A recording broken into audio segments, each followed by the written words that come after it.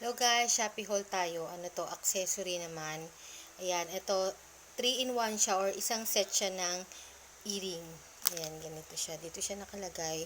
Thankfully, hindi siya sira kasi pumili talaga ako ng seller na maayos mag-pack kasi mostly nagtitinda neto pag dumadating sa buyer. Natatanggal yung parang flower. Ayan, pakita ko sa inyo. So, tatlo siya. Para siyang ear cuff siya. So, ayan. Ito yung isa. Ayan. Merong iba-ibang kulay nito. Yung pink. Meron din parang yellow. Ito blue. Tapos, ito siya. Para siyang resin, guys. Resin. Tapos, ito yung parang flower.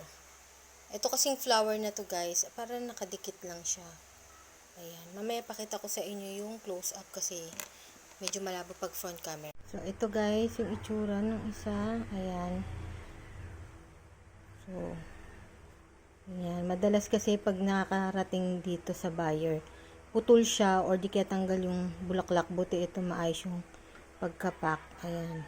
Cute. Tapos, itong isa, ito multicolor siya. Ayan. Parang iba-iba yung kulay niya. Yellow and pink. Ayan. Tapos, ito namang isa. Oh. Ganito siya.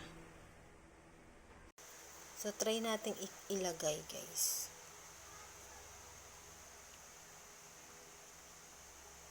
Parang isusuksok na lang. Wala kasi akong salamin. Wait lang. So, yan, kumuha na ako ng salamin. Kasi hindi ko makita. Malabo na kasi mata ko.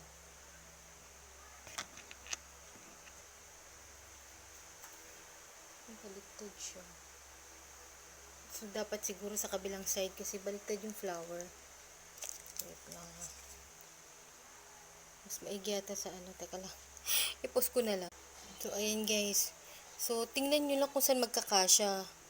Ayan. Ito yung iba, oh.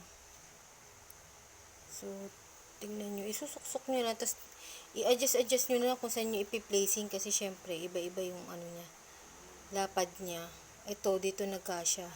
Sa may bandang baba. Ito sa may bandang taas. Ito naman, ayan, kaya lang, pwede nyo rin siya ilagay dito sa taas, guys.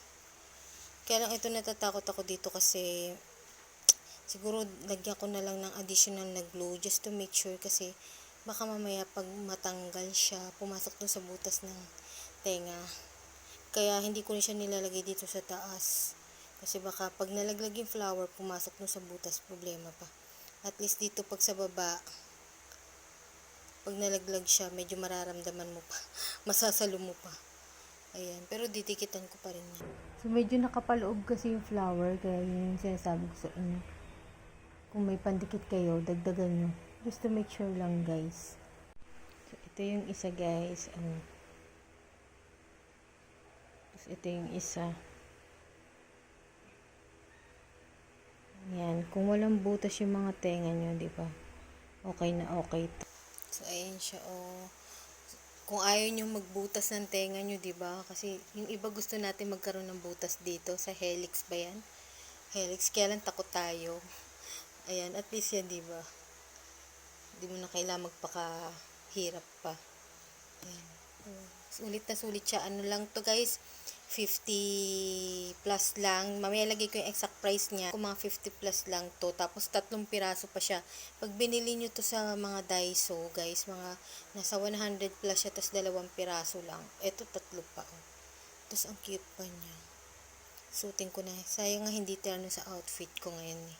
Kasi kulay blue to. So yun na lang guys. Yun na lang our next haul. Babushki.